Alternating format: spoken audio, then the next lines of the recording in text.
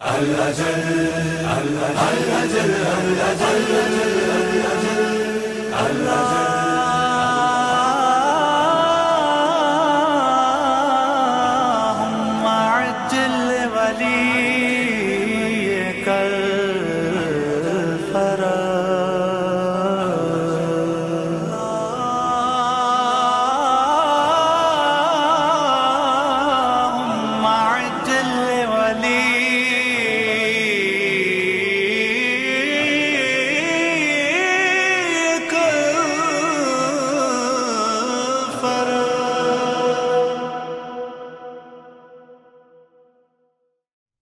بسم اللہ الرحمن الرحیم الحمد للہ والصلاة والسلام علی اہلہا اما بعد فقد قال اللہ سبحانہ وتعالی بسم اللہ الرحمن الرحیم ومن یطع الرسول فقد اطاع اللہ۔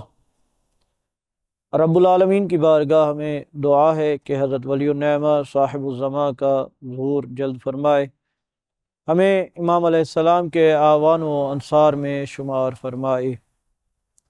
بات ہو رہی تھی حضرت صاحب الزمان کے وجود بابرکت، وجود پر نور کے حوالے سے۔ تو جس طرح عرض کیا گیا کہ امام زمان علیہ السلام کے وجود بابرکت پر سب سے پہلے فطرت انسانی گواہ ہے، عقل انسانی اس کی تائید کرتی ہے۔ قرآن مجید مختلف طریقوں سے وجود صاحب الزمان کو بیان کرتا ہے، اسی طرح سنت متواترہ سے ثابت ہے کہ حضرت ولی النعمہ صاحب الزمان کا وجود پر نور موجود ہے اور ان کے لیے غیبت ہے جن کی وجہ سے زمین قائم رہتی ہے۔ تو جب یہ بات یہاں تک پہنچی کہ اطاعت رسول کس طرح انجام دی جائے، رسول اسلام نے قرآن مجید چھوڑا ہے، قرآن مجید کی اطاعت نہیں ہوتی، قرآن مجید کے کہنے پر عمل ہوتا ہے۔ اطاعت کے لیے ضروری ہے کہ وہ شخص موجود ہو جس کے احکامات پر عمل کیا جائے۔ لہذا امام زمان علیہ السلام کا وجود اسی آیت کریمہ سے، ہر اس آیت کریمہ جہاں پر اطاعت رسول کا حکم ہے وہیں پر سے حضرت صاحب الزمان بلکہ تمام ائمہ کا وجود ثابت ہوتا ہے۔ نہ صرف یہ بلکہ اسی وجہ سے رب العالمین نے خاص طور پر اسی اطاعت رسول کے استمرار کے لیے فرمایا اطیعوا اللہ واطیعوا الرسول واولی الامر منکم، صاحبان امر کی اطاعت کرو۔ یہ صاحبان امر کا عطف ہونا اطاعت رسول پر بغیر اطاعت کے تکرار کے یہ بتا رہا ہے کہ جس طرح رسول اسلام کی اطاعت ہے بغیر کسی قید و شرط کے، اسی طرح اولی الامر کی اطاعت کرنی ہے بغیر کسی قید و شرط کے۔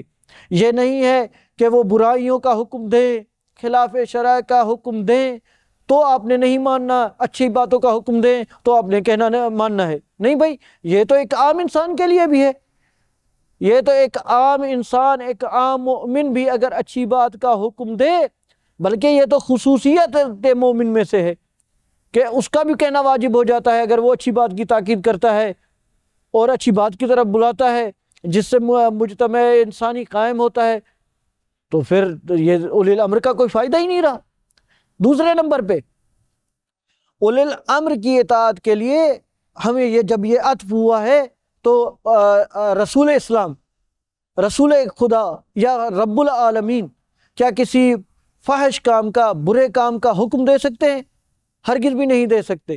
جب یہ نہیں دے سکتے تو اولی الامر بھی عطف ہے اطاعت رسول پر، جب رسول پر عطف ہے تو ہرگز بھی اولی الامر کسی بھی فحش کام کا، کسی بھی خراب کام کا، کسی بھی غلط کام کا، کسی بھی گناہ کے کام کا امر دے نہیں سکتے۔ جب امر دے ہی نہیں سکتے تو یہاں سے عصمت اولی الامر ثابت ہوتی ہے کہ ضروری ہے کہ جو اولی الامر ہے وہ معصوم ہونا چاہیے، جو اصلاً گناہ کے تصور سے پاک ہو۔ گناہ کے تصور سے پاک ہوگا تبھی ہدایت کا نظام مکمل ہوگا، جب گناہ کے تصور سے پاک ہوگا تبھی ہدایت کا نظام نہ صرف مکمل ہوگا بلکہ لوگوں کو کمال تک پہنچائے گا۔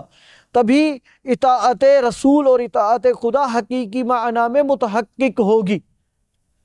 یہ ہو گیا یہاں تک۔ اب فطرت انسانی بھی کہہ اٹھتی ہے کہ ہر دور میں کوئی حجت خدا ہو، کوئی رب العالمین کی طرف سے منسوب ہو۔ وہ کس طرح؟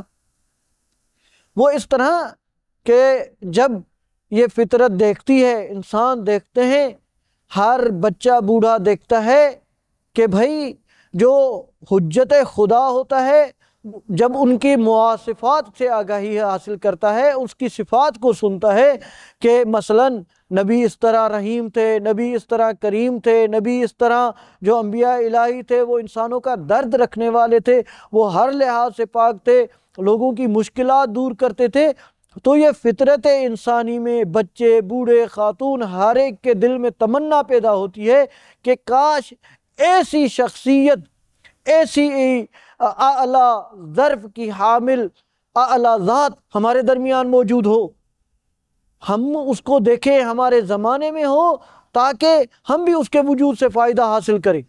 اچھا، یہ ایک الگ بات ہے کہ غیبت کیوں ہوئی ہے، انشاءاللہ غیبت کے موضوع پر بھی گفتگو کریں گے، لیکن یہ تمنا انسانیت ہے۔ اللہ نے، رب العالمین نے انسان کے اندر تمنا رکھی ہو کہ ایسی صاحب کمال شخصیت ہو، لیکن وہ شخصیت پیدا ہی نہ کی ہو، تو یہ نقص ہے، خلل ہے خداوند عظیم کی جانب سے۔ لہٰذا ضروری ہے کہ صاحب کمال انسان موجود ہو۔ اور دوسرے نمبر پر یہ جو وجود حضرت صاحب الزماں ہے، اس کے لیے ایک دوسرے اینگل سے بھی استدلال کیا جا سکتا ہے۔ وہ اس طرح کہ بھئی یہی فطرت کہتی ہے، جب ظلم کو دیکھتی ہے، جب ناانصافی کو دیکھتی ہے، جب جبر، استعداد اور استبداد کو دیکھتی ہے، تو یہ کہہ اٹھتی ہے کہ کاش کوئی ایسا فرد ہو جو آ کر اس ظلم کو ختم کرے۔ جب کسی بچے پر ظلم کیا جا رہا ہوتا ہے تو وہ اپنے باپ کو پکارتا ہے کہ میں کاش میرا بابا ہوتا تو ان کو آ کر سکھاتا، ان کو آ کر منع کرتا، تاکہ یہ مجھ پر ظلم نہ کرتے، مجھے نہ مارتے۔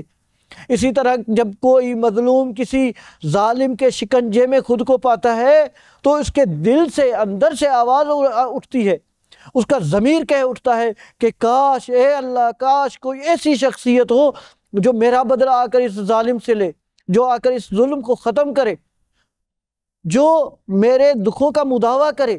خداوند عظیم نے یہ جو تمنا ہے ظلم کی ختم ہونے کی، یہ رکھی ہو، اور حضرت ایسی شخصیت پیدا نہ کی ہو جو اس ظلم کو آ کر ختم کرے، تو اصل میں رب العالمین کے اس نظام پر، یعنی جو فطرت انسانی ہے، اس پر اعتراض آتا ہے کہ فطرت میں رکھا ہے لیکن ایسی کوئی شخصیت نہیں رکھی۔ اسی وجہ سے رب العالمین نے فرمایا ہے کہ وَأَشْرَقَتِ الْأَرْضُ بِنُورِ رَبِّهَا، کہ عدل الہی سے، نور رب سے یہ زمین روشن ہو جائے گی۔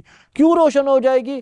اس وجہ سے روشن ہو جائے گی کہ بھائی یہ عدل قائم ہو جائے گا، یہ جو فطرت انسانی ہے اس کا وہ اپنے کمال تک پہنچ جائے گی۔ رب العالمین ہمیں حضرت ولی النعمہ صاحب الزماں کے آوان و انصار میں شمار فرمائے۔ اللہم صلی علی محمد و آل محمد۔